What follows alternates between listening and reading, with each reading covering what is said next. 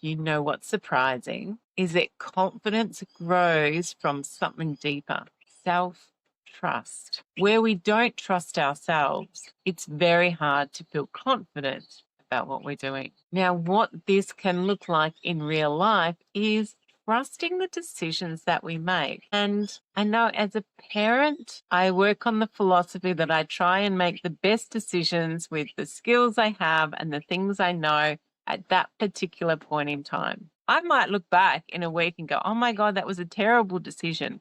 But when I made it, I was working with what I had. I was trusting myself and backing myself. And it's okay if things don't work out so well in hindsight. We can only do the best with what we have at that particular point in time, which leads to my next point, which is we need to be learning from our mistakes. And how do we do that? It's not just from acknowledging that we've done the wrong thing, it's also from reflecting and recognizing what actually happened. How was that different from my operating field at the time? Were there other things at play I didn't know about? And what could I remember for next time? Maybe I've got some other strategies I could try or practice beforehand, so I'm not in a reactive mode. The other part of this, which is really important, is honoring our own instincts. Quite often we get caught up in worrying about what other people might think of us, what they might think of our choices or decisions, or perhaps we're worried that we've got it wrong,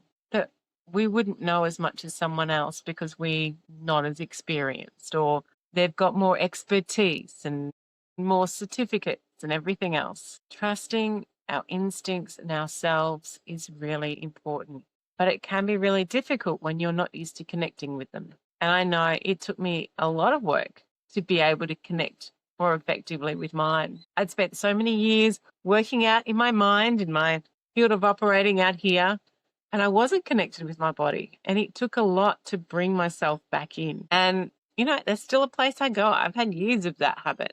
But now I know how important it is and I can bring myself back in. And when I remember, and practice helps us remember, I can just check in with my body, say, does this feel like the right decision? Because like it or not, our body is where we store so much of our memories, our knowledge, our emotions. Everything is within our body, whether that is in a chemical sense or as an electromagnetic, whatever sense. It is in our bodies. This is our storage compartment. That practicing accessing that is what is going to help our own trust in ourselves and our decisions to grow, which in turn will build our confidence in ourselves and in how we're acting in the world. I'm Tanya Rutherford, and this is Queen Bee Rising.